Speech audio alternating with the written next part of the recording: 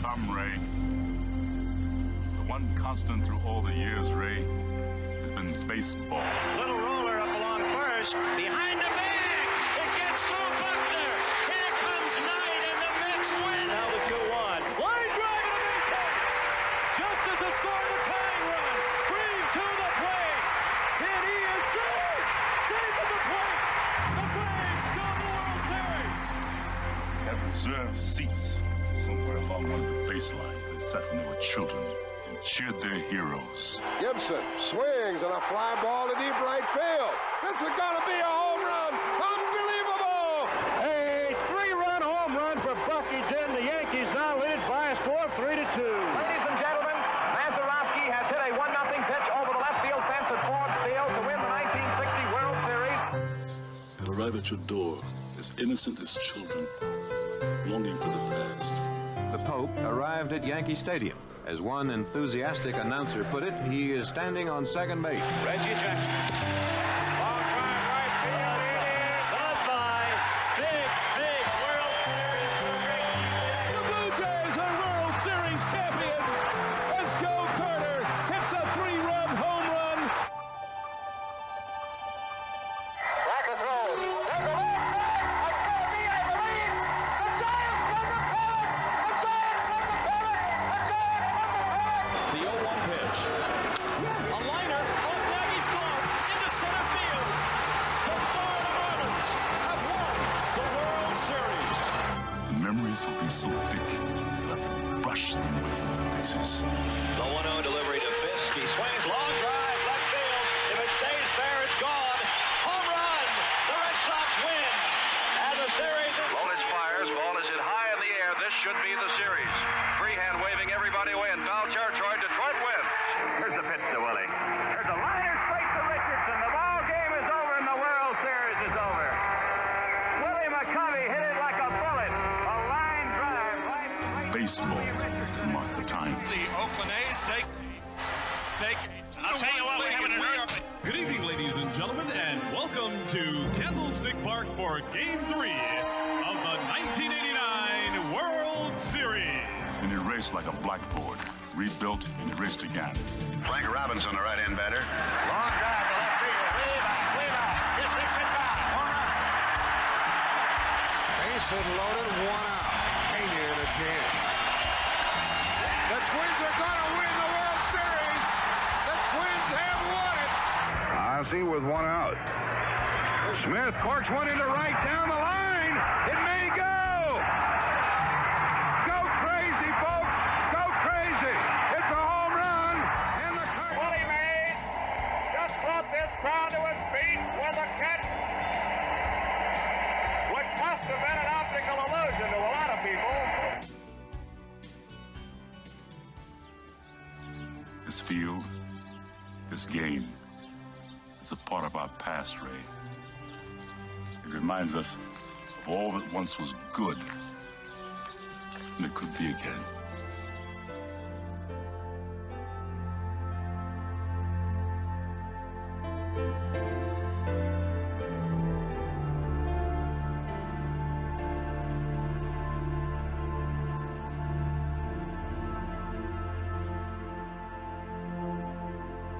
Broadcasted live.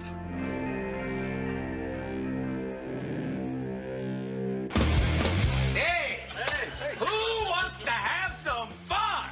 There are balls coming from all over the place. Left field, center field, right field. See, this is the kind of thing, quite honestly, right now, that makes you want to see the Chicago Cubs team lose. Now, you just saying you want to have fun, or do you really want to have fun? It'll be fun. Will the next person that sees anybody throw anything onto this field, point them out, and get them out of here. You don't live in Cleveland. You live in Cincinnati. You talking to me? You talking to me? That is the farthest thing in the universe from the truth. Hello, everyone, live. It's the Dan Scott Show. And right there is your host, Dan Scott.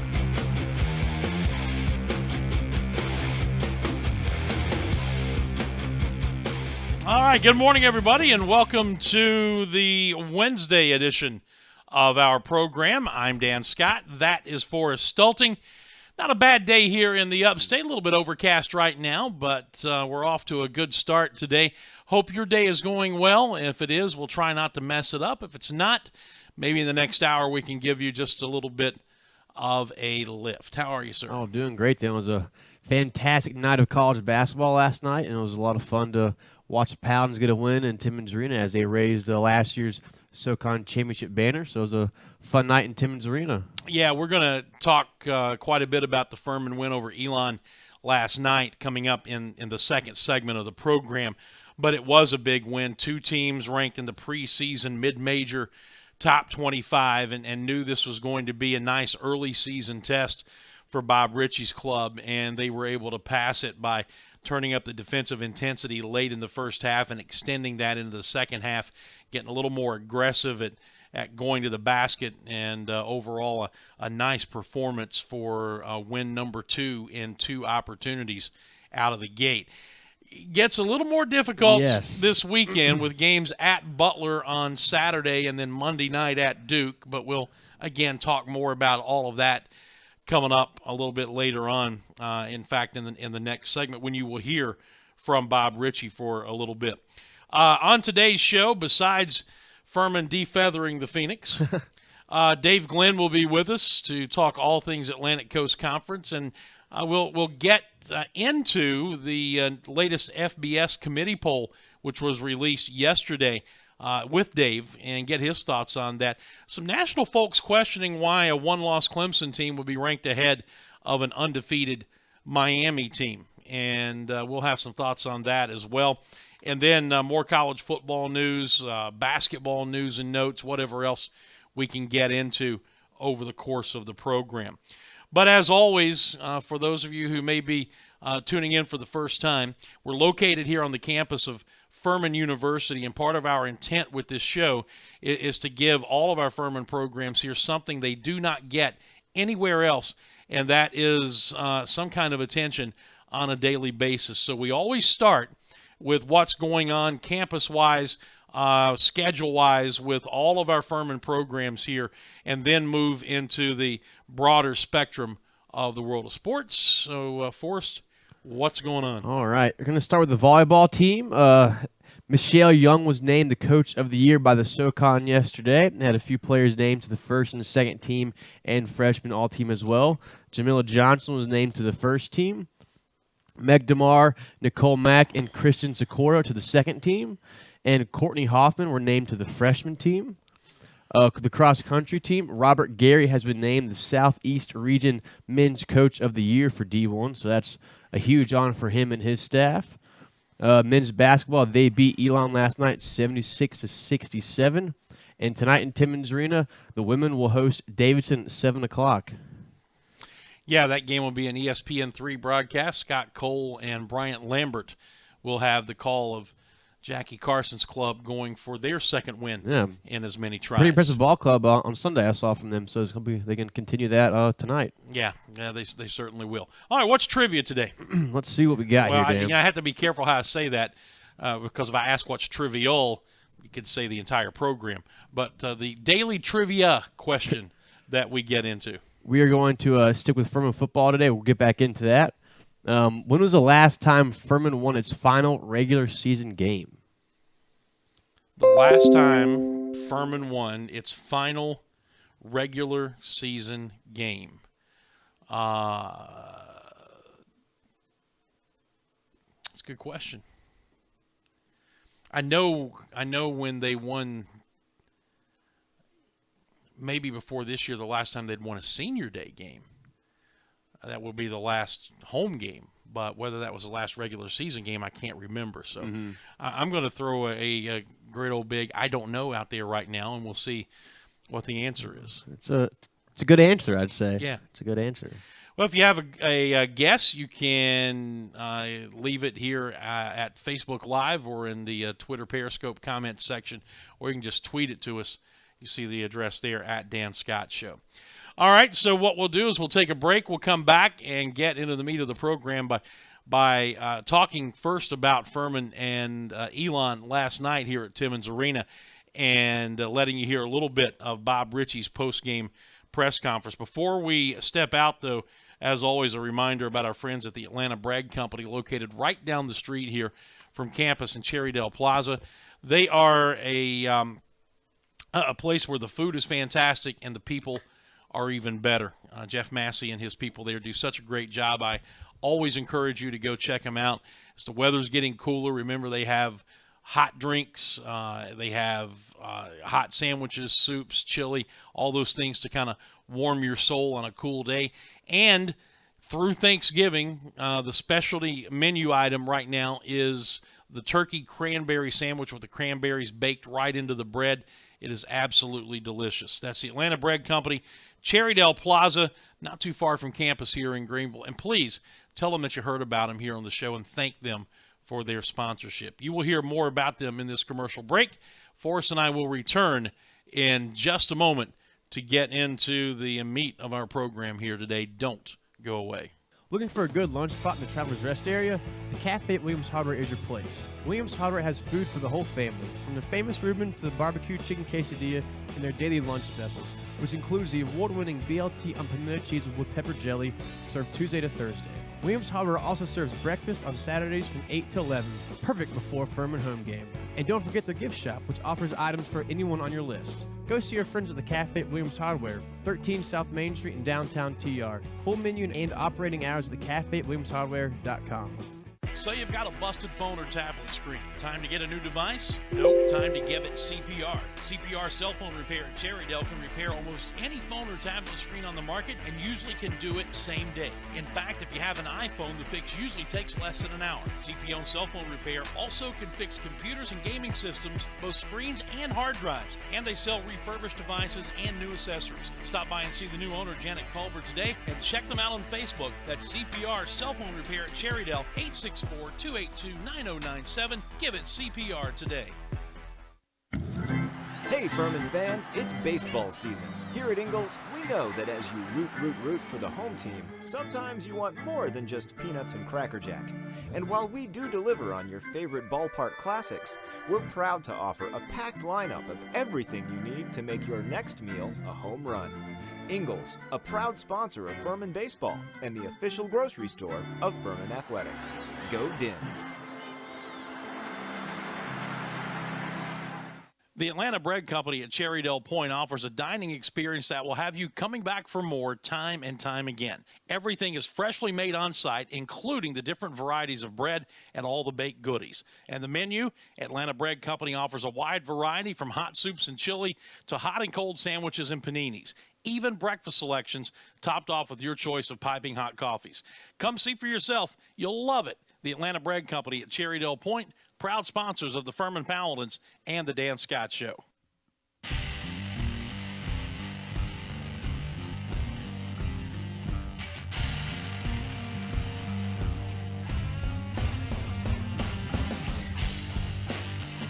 We are just getting underway here on this Wednesday edition of the program. Dave Glenn will be joining us coming up at 10:25. Hope that you'll be hanging out for that. Look forward to seeing what Dave has to say and a lot of other things to get to as well. Let's start, though, with Furman's win over Elon last night. And before Forrest and I give our meager opinions on it, let's hear a little bit of Bob Ritchie's post-game press conference meeting with the media afterwards. Here's what the coach had to say following his second win in as many tries to open the season.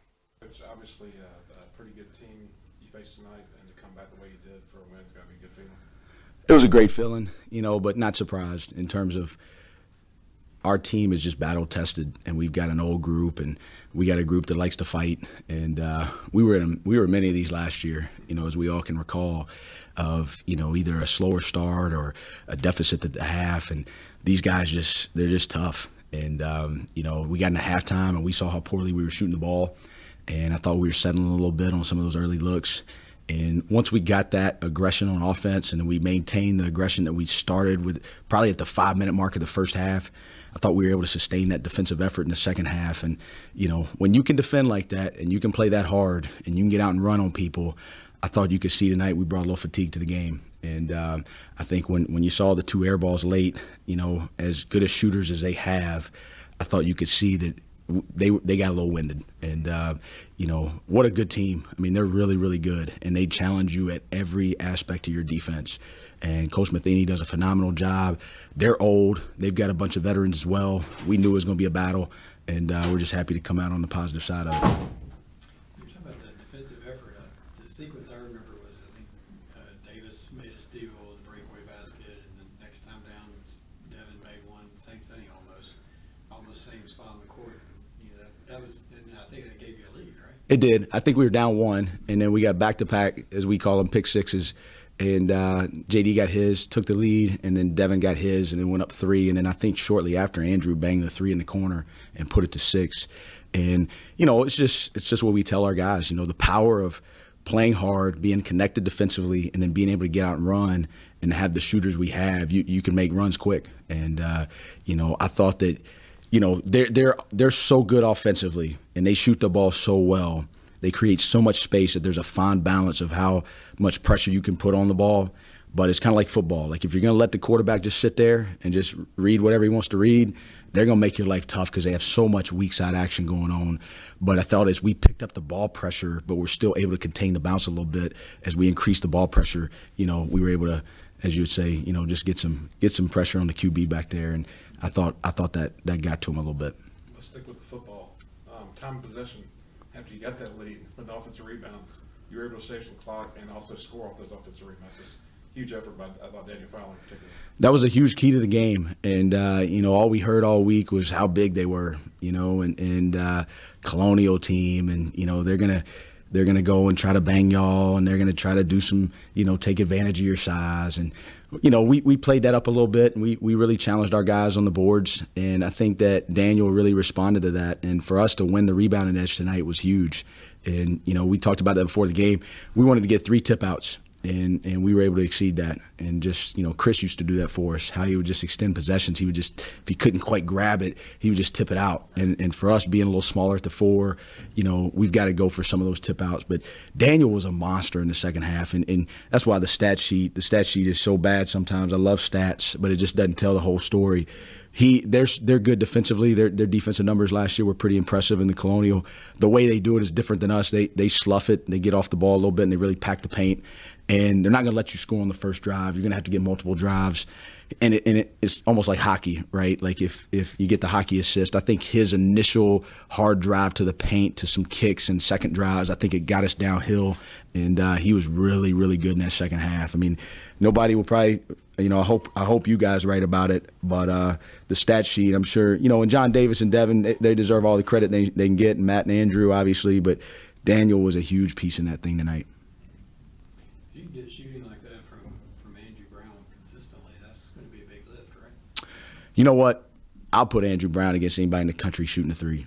I mean, I say that humbly, but I see it every day. Okay, like he is an unbelievable shooter, and his confidence, his growth. I just love that kid. I mean, he plays so hard, but every single day, I mean, he just makes shots, and he's just somebody. He missed a couple early, and he just kind of stayed with it. And once he freed up there, especially in transition, he does a great job running the floor. He does a great job getting to space.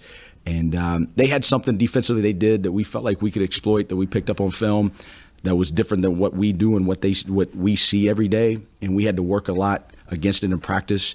I think we ended up making 5 threes off of that in the course of the game. And so their attention to detail in the game plan I thought was huge. And we had some things in half-court offense. There's Bob Ritchie, who just wanted to keep going and going. Yeah, we talked with Bob before he met with the media, talked with him on the radio postgame last night, and I made the same observation about the game that Daniel Fowler had. If you look at the stat sheet, he shot 3 of 9, only had 6 points. Yep. But the 9 rebounds, and 6 of those 9 were on the offensive end, and they really played a big role in that game in the second half. I think it was Scott Keeler who mentioned the football-esque time of possession late in the ball game when the Paladins had the lead, keeping possessions alive and having, I think at one juncture, they had back-to-back offensive boards after missed shots with the clock under the 5-minute mark that allowed them to shave a full minute plus off the clock. And just as the game went on, that became more and more of a storyline. Absolutely, yeah. They were the Phoenix were just gassed late in that second half from running down the floor with us and defending as much as they were in that game. I think, those 2 rebounds are very critical for us to kind of hold a run off for them and make them a little heavy in their legs. But I think the second half was a key for us tonight, because in the first half we started off really well. Then that middle part we kind of went cold from the 3-point and from the field goal range. But in the second half, we had that big run, 17-2 run in the middle of the second half, and that was the difference in the game, in my opinion. Well, and it really started, I think, in the latter part of the first half when they turned the defensive intensity up over the last 4 or 5 minutes of clock time, and they had been settling for threes. Elon had done a good job of sloughing into the lane and taking away drives from Sibley and Fowler and some of the others, and so we were settling for threes and went cold from the 3-point line. So kind of turned the defensive intensity up. That lasted into the second half, and although we didn't shoot remarkably better from the 3-point line, we hit a flurry of them in the early part of that second half that kind of loosened things up a little bit. And then I thought Bob referenced the real turning point of the game. Down 1, John Davis III got what Niko Medved used to call the catastrophic turnover at the top and got the run out for the layup. And then the very next trip down the floor, Devin Sibley does the same thing. So you go from down 1 to up 3. You hold them on defense. Brown hits the 3 to make it a 6-point game. And eventually you build it up to 11, and they never got closer than 6 after that. 12 fast break points for the Paladins tonight, and also 16 points off turnovers, which will loom large in these close games against these top mid-major teams. And I think our defense, too, is just incredible. We really hedged well on ball screens, really prevented them to take a lot of open threes at the top of the key and the wings, and made them really drive to the basket and really take tough shots when they did drive to the basket. And the other thing they did, which showed incredible attention to detail, is when Elon's in the half court, they like to run a lot of backdoor cuts. They do hard screens. They do a lot of backdoor cuts. And almost without fail, Furman's defense stayed with those backdoor cuts. There were 2 or 3 passes on the back door that we deflected out of bounds. Did not let them get those easy layups that they're accustomed to getting on those backdoor cuts. So I thought it was a very, very good defensive performance. The offense, did it click as well as it will? No, it didn't, but it was good enough. And that was a nice win. Again, both of these teams ranked in the mid-major top 25. Furman was 17, Elon was 23 in the preseason poll.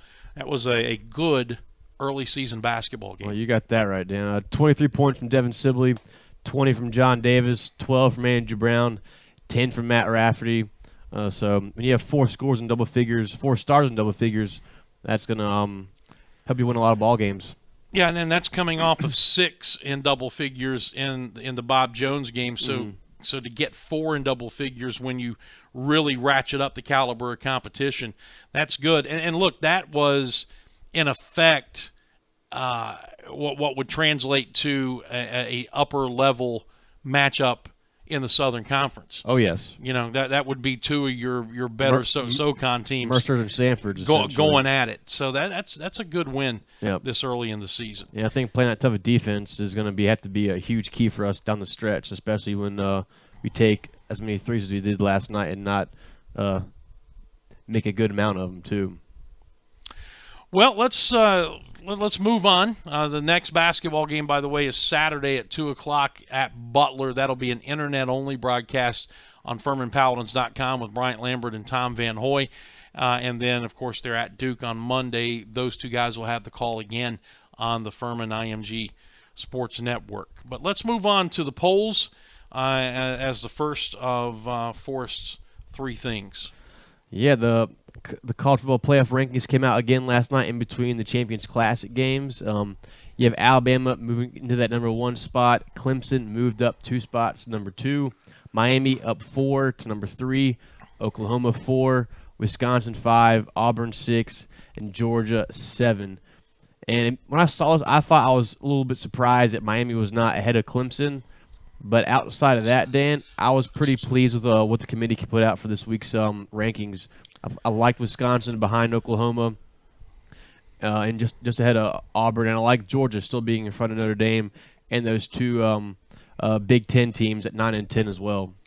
Well, you knew that Alabama was going to move into the number Yes. 1 slot, and it was just going to be a matter of who fell in to number 2 there, and the committee obviously, and in fact said so after the poll was released. The head of the committee in an interview said that they took into account Kelly Bryant's injury for Clemson's only loss at Syracuse, and also the fact that Clemson has I think it's either 6 or 7 wins over the Sagarin top 35, which is more than anybody in the country. Sure. So there are some other factors they took into play there.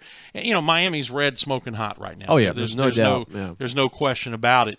And you can justify where they are. I mean, you look at where they were in the polls. I think they were 7 or 8 last week. They're at 7. And jump all the way into the number 3 slot. And look, all of this is fine. Yeah. All of this is a great conversation. Now, ultimately, there's only one of these polls that matters, but it's fun for the fans. Absolutely, yeah. I think just know where your team stands right now with 2 weeks left to go in the regular season, then that elusive 1 week with the bowl or the conference championships play. It's just fun for the fans to kind of get an idea of what they have to do in order to get to that Final Four. Yeah, and I think Wisconsin is starting to get a little respect. Oh yes, I think that their defense is unbelievable. Yeah, their last couple of wins have finally gotten people to get beyond this. Well, they haven't played anybody. That whole mindset. They've been impressive here in the last couple of weeks, and they've been impressive all season. I mean, they're undefeated. So they have a big game this weekend though against Michigan, and that's gonna be a telltale sign of where things will go from there. If maybe 2 ACC schools can get in, or if Georgia and Auburn can possibly make a run for it or not, it's going to be big for the Badgers to take that ball game. I think it's in Michigan, I believe. Yeah, so you got an undefeated Alabama at 1, undefeated Miami at 3, undefeated Wisconsin at 5, 1 loss Clemson at 2, 1 loss Oklahoma at 4, 1 loss Auburn at 6, 1 loss Georgia at 7. Auburn's got 2 losses. Auburn has 2. Yeah, okay, yeah, that's right. They got the Clemson loss. Auburn has 2 losses. That's pretty highly ranked. Absolutely. To have 2 losses. Mm-hmm. And they're probably, in my opinion, the only 2-loss team that really has a legitimate shot at winning or going to the Final Four because of who they play down the stretch, Alabama and possibly Georgia in the SEC championship game. Well, it'll be fun. I'll be interested to see what Dave Glenn has to say about it, which is coming up next on the program. We'll get to Forest Things 2 and 3 after we talk to Dave. But before we go to the break, let me remind you about the Walk a Mile Project, which is a nonprofit organization from a Christian church perspective that does a lot of mission work. I mean, in fact, that's what they do, is mission work. They do a lot of work in Guatemala, where they build homes for the homeless. They find clean drinking water sources, food sources, those kind of things. But the other thing they do is they equip other individuals and churches to do the same thing, teach them how to do it. So go to the website you see there on the screen, thewamproject.org, thewamproject.org, and you'll find out more information there about how you can help, or just more information about the Walk a Mile Project. But please check them out today, and also let them know that you heard about them here on the show. Dave Glenn is coming up next here on the Dan Scott Show. Don't go away.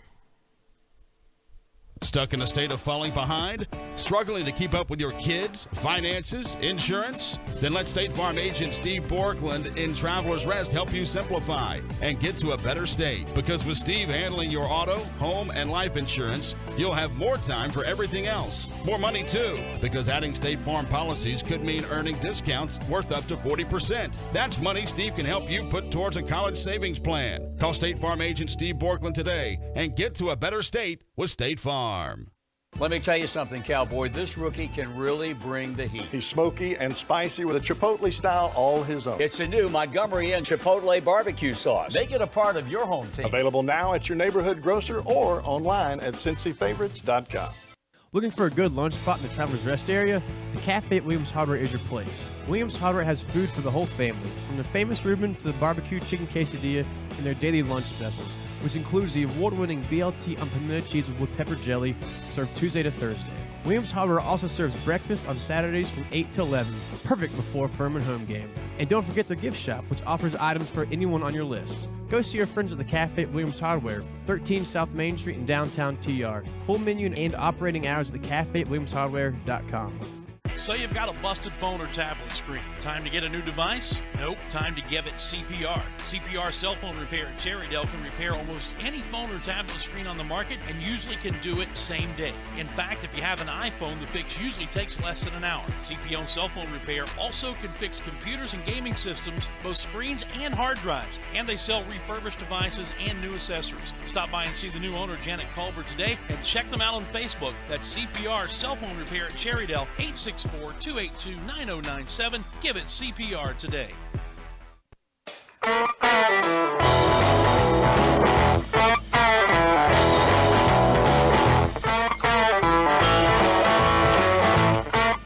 .1026 as we continue here on the Dan Scott Show. The cloud covering starting to burn off, and it's turning into a really, really nice day here in the upstate of South Carolina. By the way, we were looking at weather-related information for Furman's football game in Birmingham this week. This morning, I saw on the Weather Channel app 70%, or it was last night, 70% chance of rain. Now, apparently, that's up to 90% chance with a 13-mile-an-hour wind. I'm telling you, Forrest, even Mother Nature is on Furman's side. Let the skies this year. open up, Dan. You know, when you're going to face a team that throws it all over the place like Samford does, and we saw what Furman can do in a steady downpour for 4 quarters up at Western Carolina. Yes. You got to like it. And probably against a team that's defense is not as good as Western Carolina as well in Samford. I think so. Yeah, it's just right now appears to be one of those years. And we've had a few of those years in the other direction here of late. Yeah. One guy who always has a good year, I'll get it out, is our good friend Dave Glenn, ACCSports.com, the syndicated David Glenn show around the state of North Carolina, joining us here as he always does to talk all things ACC. David, how are you, sir?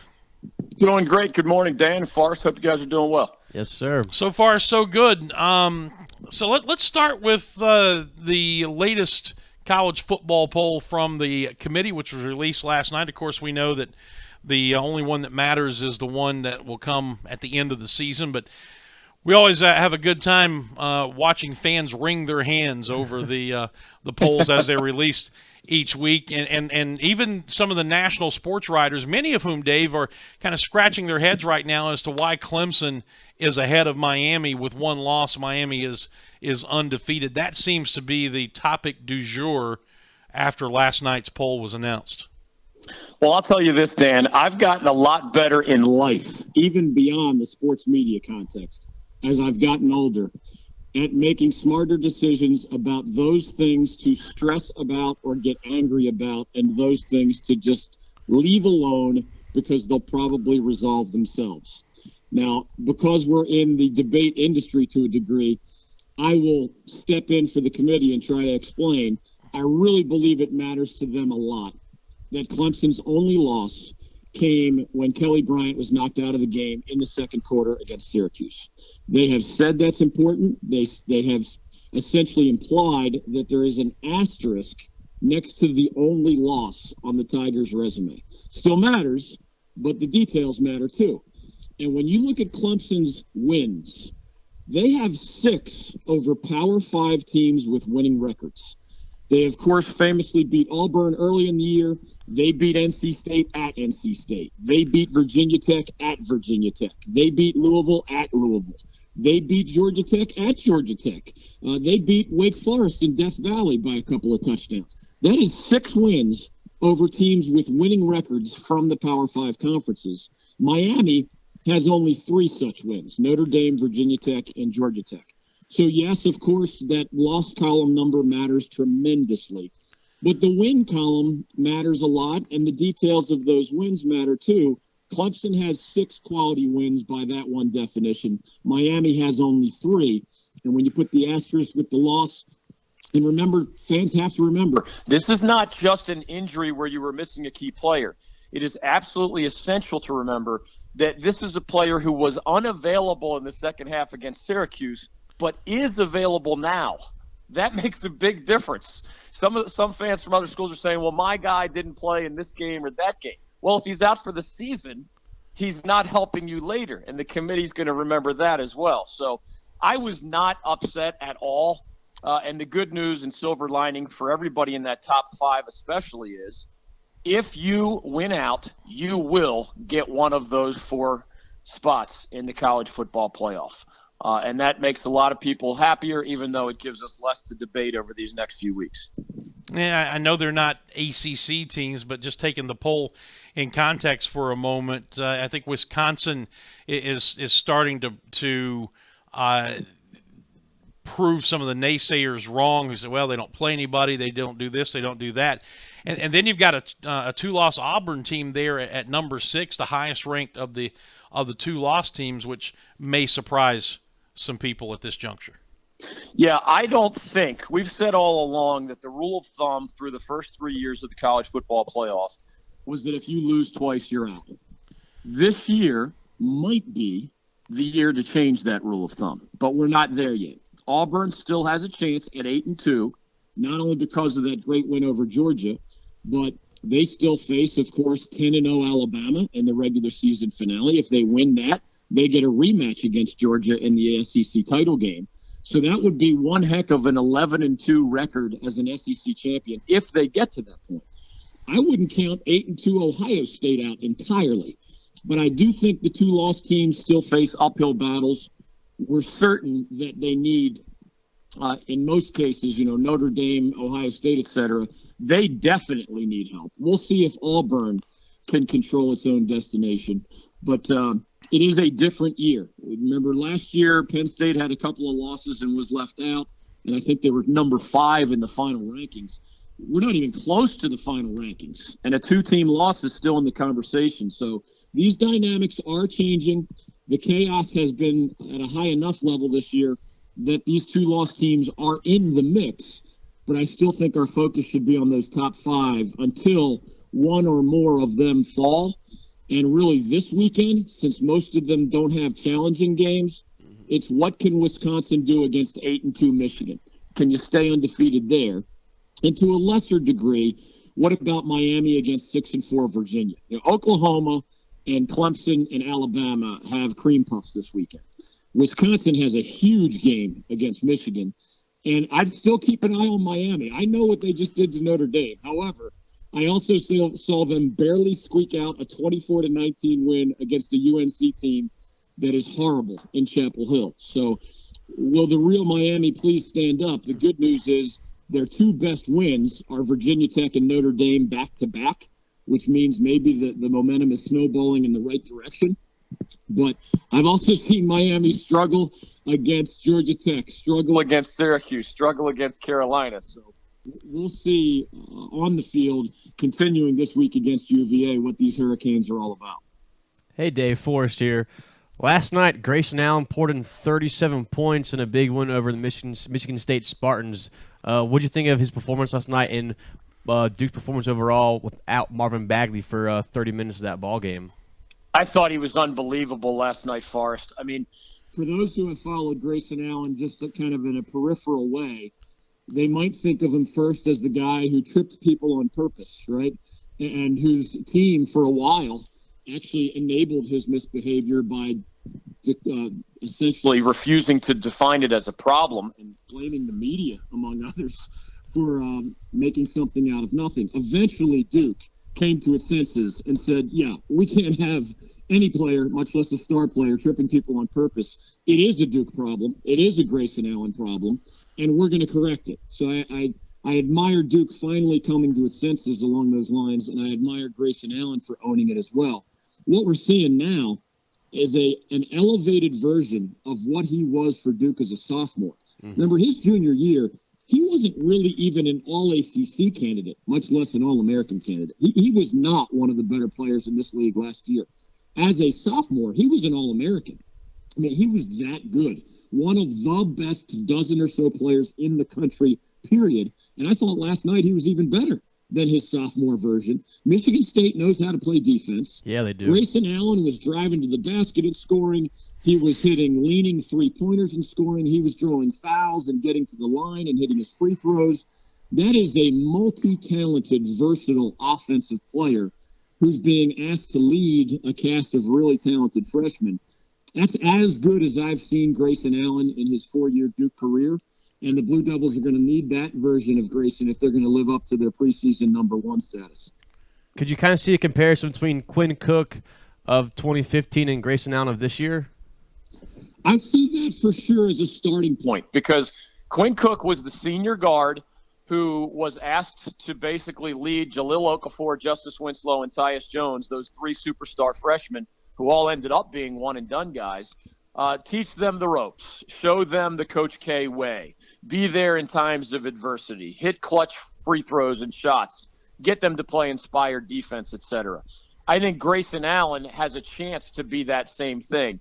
The differences are Grayson is a better player than Quinn Cook was. Quinn Cook was a good ACC player. Grayson at his best is an All-American caliber player. And the other difference is I'm not sure these Blue Devils have a low post scorer the way Jahlil Okafor was for them. I'm not sure these Blue Devils have the super high IQ freshman point guard in Tyus Jones the way they did. There's a long way to go, so we'll see. Trayvon Duval, this year's freshman point guard, was fantastic on defense, fantastic driving to the bucket. He might have been the Blue Devils' second best player against Michigan State last night. 30 assists in the first 3 games. Right? Yeah, we'll see. Tyus Jones somehow was a coach on the floor, even as a freshman. That's hard to do.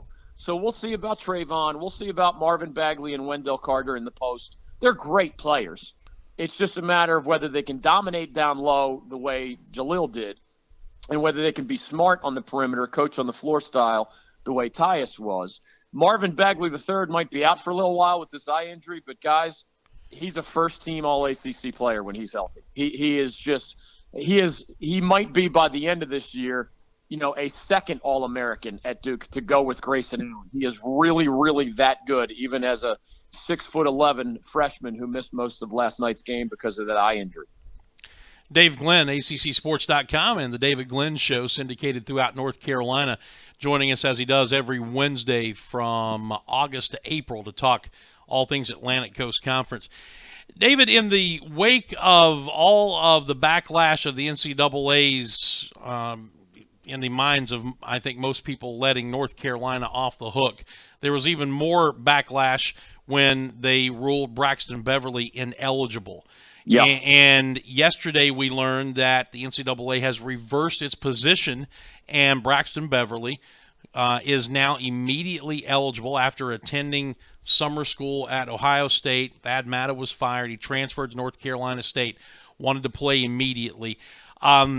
Taking out of the possibility that they were just doing it because of a public relations nightmare, what kind of evidence did North Carolina State present, or why did the NCAA ultimately change its mind and rule Braxton Beverly eligible?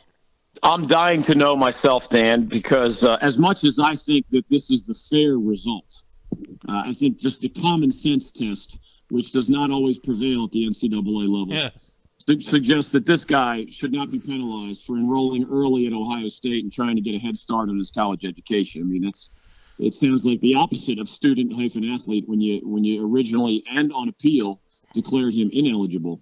I'm not willing to discard the public relations aspect of this. We have seen plenty of other examples where when Jay Billis or other prominent media members hammer the NCAA over the unfairness of a decision or an appeal decision, they have reversed course. It's happened many times, especially over the last decade or so.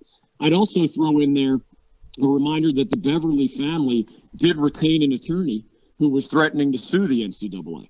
So when you just have the practical lawsuit angle, and the NCAA has enough lawsuit problems that they don't need more, and then the practical public relations angle, my gut instinct is that those two factors were even bigger than whatever, and I saw the release about some kind of new evidence.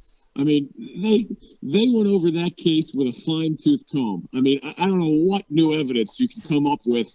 You were past the finish line, and somehow you say he came up with new evidence. I'm dying to hear what that new evidence is, because I know that NC State emptied the evidence bucket at the previous levels of this NCAA journey. So it'll be fascinating to see if there really was provocative new evidence that helped this case, or whether they're just caving in to the threat of a lawsuit or a PR disaster. Yeah, you almost get the idea that somebody inside the NCAA office called a meeting and said, "Hey guys, seriously, we need some positive public relations right now, and we're actually going to penalize a guy for going to class." So is this really the road we want to go down? You almost get the feeling that maybe it came internally. It could. And I'll tell you this. Here's one thing many fans don't understand about the bigger picture here. Again, I agree that the fair and just and common sense result occurred here with Beverly being eligible for his freshman year with the Wolfpack. Here is what the NCAA is afraid of in the bigger picture that may not be as obvious. If they create a rule that transfers are immediately eligible simply because their coach left their previous institution, and Beverly is essentially a transfer because he took classes at Ohio State, even though he never played for the Buckeyes. By NCAA rule, he's viewed as a transfer because he was an enrolled student there. If you made a rule that just because your coach leaves, retires, is fired, jumps to another school or whatever, it would give college basketball head coaches even more power than they have right now. And the NCAA doesn't want that, because they already realize that the coach has the leverage, and that's why these guys are making $5, $7, $10 million a year in the most extreme case. If you create a rule that if your coach leaves, you can transfer immediately, how much more afraid of those college basketball head coaches will these university decision makers be? I mean, you could hold somebody hostage. Oh, really? You're not going to give me this, or this? Not only will I jump to another school, every one of your players will be eligible to transfer somewhere else immediately. And unless they word the new rule in a certain way, many of them might follow me to the new school I'm threatening to go to. That's why you don't have a blanket statement or a blanket rule that says, yeah, if your coach leaves, you can transfer immediately without penalty. So the Braxton Beverly case is the obvious low-hanging fruit for critics of the NCAA, but most of those critics simply don't understand that if you make a blanket rule allowing Braxton Beverly to be eligible immediately, you are opening up a can of worms that gives these universities even less leverage and these coaches even more leverage. And these schools that vote on the rules don't want that to happen. Going back to some college football, Dave, Clemson, Miami sit at 2-3. There's probably 5 or 6 teams eligible or for the college football playoff. Do you think there's a chance that there's going to be 2 ACC schools? I think I asked you this last week, but after what happened last week in the college football world, is there a chance you see Miami and Clemson both in there if they Miami runs a table and then they lose to Clemson in the ACC championship game? Answer, yes. It's like one of my favorite lines from the Dumb and Dumber movie. So you're saying there's a chance, right? And there is, yeah. But a lot of other things would have to happen, because let's think of it this way. There's a disaster scenario where the ACC doesn't get anybody in, right? I mean, what if somehow Clemson lost at South Carolina? What if somehow Miami loses to Virginia or Pitt? Well, now your champion's going to have at least one loss, possibly two in the Clemson case. Those might be deemed unlikely, but it's fun that in mid-November, both the ACC gets 2 teams in possibility is realistic, and the ACC gets nobody in possibility is realistic. Maybe not probable, but at least a realistic possibility. So to answer your question, if Clemson and Miami both keep winning, so it is 11-0 Miami with that one game having been canceled, and it is 11-1 Clemson, and it's a close game, and Clemson wins, well, 12-1 ACC champion Clemson's getting in. That's a lock. And that would be 11-1 ACC runner-up Miami with a one-loss resume in a world where there are only so many other one-loss resumes. But the reason I say you'd need help for both to get in under that scenario, we know an undefeated Alabama is going to get in. We know if Oklahoma goes 12-1 and wins the Big 12, the Sooners are going to get in. We know if Wisconsin wins out, the Badgers are going to get in. So in that case, you'd have 3 other locks, and it would only leave room for one from the ACC. So, we'll see. Yes, it's a possibility, but some dominoes have to fall in the ACC's favor for it to remain a possibility. This next 2 weeks are going to be awfully intriguing, or next 3 weeks, counting the weekend of the conference championship games. As we get set to wrap it up here, it's going to be intriguing in a lot of places, but the ACC schedule this week does not have what you would call anything close to a marquee matchup. It's kind of a blah weekend as far as ACC football goes when you're looking at schedules. True. And what's funny? Here in North Carolina, they're actually touting, and this is how desperate we are to find fun storylines. I mean, unless Virginia gives Miami a hard time. NC State plays at Wake Forest, and they are deeming it the unofficial state championship of North Carolina. Because obviously Duke is down, and Carolina is down, and ECU is down. And App State's a good team, but Wake already beat App State head-to-head. So the Wolfpack still has some stuff to play for. They've only had one 10 or more win season in the history of the school, and they're 7-3. So if they beat Wake this week, Carolina in their regular season finale, and win their bowl game, State would be 10-3, and Dave Doran would have only the second Wolfpack team ever to crack double digits in wins. So that's a fun storyline, but you're right. Overall, we're really grasping at straws trying to find other fun storylines here in Week 12. That's what this show is all about, straw grasping. And can of worms opening. That's what we do best here. Dave, tell everybody how they can follow what you're doing and get all the great info on the ACC. Best place to go is ACCsports.com. I had a fun sort of nose-to-nose conversation with Jim Boeheim recently about a whole bunch of stuff. It was all good. We shook hands afterward, but it was confrontational, to say the least. We have Dabo Sweeney every once in a while. We have Tony Bennett and Mike Krzyzewski and Roy Williams and other ACC basketball coaches. All the audio, all the analytics, all the recruiting coverage, all the basketball, football, audio, and print web content is right there at the website, ACCsports.com. Thank you, my friend. We will talk to you next week and see where the journey takes us then. All right, Dan Forrest, always good to be with you guys. Have a great week. Thanks, Dave. That is Dave Glenn, ACCsports.com. Quick break. We'll come back. Things 2 and 3 on Forrest's list, plus on this date, and the trivia question answer, all in the final quick segment right after this. Don't go away. Looking for a good lunch spot in the Travelers Rest area? The Cafe at Williams Hardware is your place. Williams Hardware has food for the whole family, from the famous Reuben to the barbecue chicken quesadilla and their daily lunch specials, which includes the award-winning BLT on pimento cheese with pepper jelly, served Tuesday to Thursday. Williams Hardware also serves breakfast on Saturdays from 8 to 11, perfect before Furman home game. And don't forget their gift shop, which offers items for anyone on your list. Go see your friends at the Cafe at Williams Hardware, 13 South Main Street in downtown TR. Full menu and operating hours at the Cafe at WilliamsHardware.com.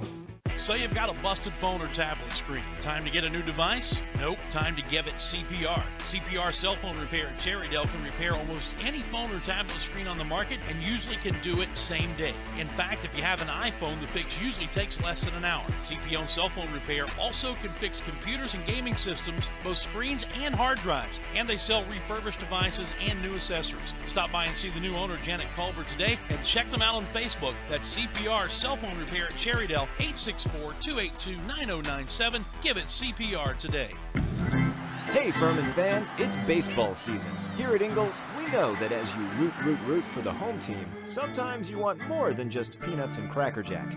And while we do deliver on your favorite ballpark classics, we're proud to offer a packed lineup of everything you need to make your next meal a home run. Ingles, a proud sponsor of Furman Baseball and the official grocery store of Furman Athletics. Go Dins!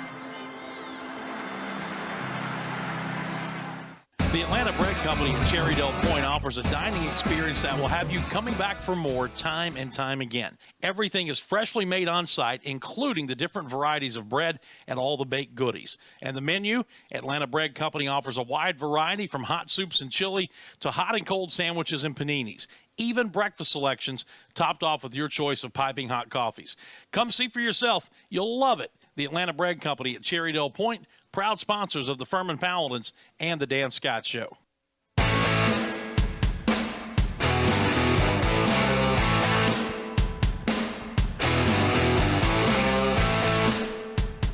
All right, we're back. Final segment of the show, 10:50. Our thanks to Dave Glenn for joining us as he always does on Wednesdays to talk about the Atlantic Coast Conference. I like talking about Hall's Chop House, located downtown Greenville, the Greenville Steakhouse. And, you know, as I've been telling you, if you're going to call yourself the anything, especially if you're a restaurant, you better be able to back it up. And, boy, they certainly can with the Allen Brothers Prime Steaks out of Chicago that tops their menu, and everything else just falls into place right there. They also have incredible meeting space, so if you've got a corporate event coming up, a Christmas party coming up, whatever it is, they can handle it for you. They're open 7 nights a week, and for brunch on Sundays, live music every time the doors are open, and also, if the weather is nice, have an outdoor patio for you to take advantage of. Located right downtown in Greenville, the Greenville Steakhouse, Hall's Chop House. Please tell them you heard about them right here on the show. All right, things 2 and 3. All right, thing number 2, the MLB Managers of the Year award were announced last night. Paul Molitor of the Minnesota Twins, he won the AL. Last year, the Twins went 59-103, and this year they went 85-77. So it's a pretty big turnaround right there for the Twinkies. The first team to go to the playoffs after losing 103 games the previous year. He did a lot with not too much, especially after they traded away their closer and another relief man before that August 31st trade deadline, or July 31st trade deadline this year to the Nationals. Yeah, and there's some talk that they may be a very active player and spender for some frontline pitching in the free agent market this offseason, which would be very much kind of anti-Twins-like. So we'll see what happens. Like Darvish and Arrieta specifically, I think they're talking about. A lot of people are talking about them. You got that right there. They're definitely the two best starting pitchers on the free agent market this year, I would say. The National League, Tony Lavello, he won the Manager of the Year award in the National League. They were 69-93 last year. Complete flip-flop, 93-69 this year. He had a lot more to work with in Arizona than Paul did in Minnesota, but still a great job on his part to get 93 wins in a pretty tough NL West division. Well, I mean, you can say he had a lot more to work with, but whatever he had to work with only won 69 games the year before. So a lot of injuries last year. He got them up to their potential, got them to play, and so good stuff. So all that's left now are the Cy Young Awards tonight and the most valuable players, right? That's correct. Yeah, it's going to be a lot of fun to see who the baseball writers pick for those 2 awards for either league. I think a couple of them are probably sure things, but maybe a couple of them are still up in the air, and who's going to take home the hardware. Yeah, and then after that, the feeding frenzy begins in earnest. General manager meetings are going on, and that's usually where the beginnings of some deals, trades especially, they start to lay the groundwork for those things. Yep. So we'll see what happens. It's going to be a very entertaining offseason. Oh, yes. I think. A lot of moves to be made, and then Giancarlo Stanton, he said yesterday that he's not going to be traded to the the Cardinals or the Red Sox because he has a no-trade clause. So it just eliminates 2 more teams out of that hunt. And I do think we will see Giancarlo Stanton be moved this offseason, whether it be to a contender or to somebody who we scratch our heads at. Well, it's a lot of theory out there that being West Coast born and bred, that he might be a target for the Dodgers. Mm-hmm. So we'll see. They already got a payroll that exceeds the luxury tax, so why not add $30 more million to it? So, well, and what would they be trading back for Giancarlo Stanton? Yeah. That would be They have a plethora of young talent in that farm system, so I think they have the ability to make a good trade, and they'll probably take on most of that contract as well, and that'll probably lesser the value of the prospects that they'll have to give up as well too. We'll find out. That's all still to come. All right, what's thing 3? Thing 3, the Champions Classic last night. It was in Chicago, not New York, as I thought yesterday. It was at the United Center where the Bulls play. In the first game, Duke beat Michigan State 88-81. Grayson Allen had a career-high 37 points. This game, to me, came down to turnovers and offensive rebounds. The Spartans had 17 turnovers, and that turned into 19 points off turnovers for the Duke Blue Devils. And the Duke, they dominated the boards all night, 46-34, and they had 25 offensive rebounds on the night, which led to 17 second chance points for the Blue Devils. And Duke, unusually, they played a 2-3 zone for the entire game except for one possession last night. So that's not Coach K-like, and I think he learned a little bit of that from Jim Boeheim when they were coaching the USA basketball team for those past 11 years. Yeah, I mean, for a Coach K team to play zone is almost unheard of. Mm-hmm. Sacrilege, as a matter of fact, in the minds of many Duke fans. But, hey, if it works, you do whatever it takes to win. They did a good job of cutting off those driving lanes for the Spartans. And I will say this, that I was pleasantly surprised a little bit by Miles Bridges. He hit a lot of open shots, but still he took the ball into some really bad spots on the court, so his basketball IQ is not quite where it needs to be for, at least in my opinion, for a top 5-10 pick in the NBA. But he will learn along the way. He's got incredible athleticism. And the Spartans' defense, they had 11 blocked shots on the night, which is just incredible, too, against a really lanky Duke team. Yep. That was the first of the games. Yep. In the game 2, Kansas squeaked by Kentucky 65-61.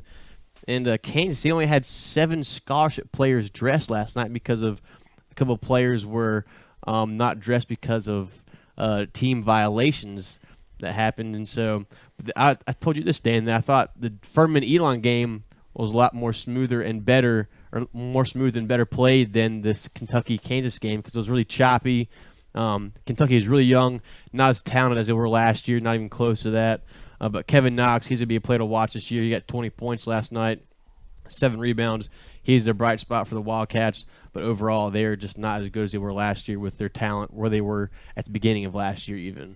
Yeah, and, and experience, haven't really developed an on-floor chemistry yet. That can lead to some of that choppiness that you're talking about. The way the game is officiated, the way it's defended can also do that. But as I told you, a game might have been choppy. The Furman-Elon game might have been better played, but that Kentucky-Kansas game was choppy with a higher grade of athlete. You got that right. These guys were jumping through the roof. Yeah, it's astounding to see what these two teams can put out there. With, I think Kentucky has 8 McDonald's All-Americans, so that just goes to show how deep they are. But the guys seem to put it together to get those wins, especially in March. All right, good stuff. What do we have on this date? 1983, Cal Ripken Jr. wins the American League MVP, becomes the first player to win MVP and Rookie of the Year in back-to-back seasons, so that's pretty cool stuff right there. And in 2005, a big day for Major League Baseball. MLB and the Players Union agree on a proposal to clean up baseball of steroids, and they implement drug tests during the season and during the off season. So it's a big day for baseball in order to turn things around and get things headed in the right direction.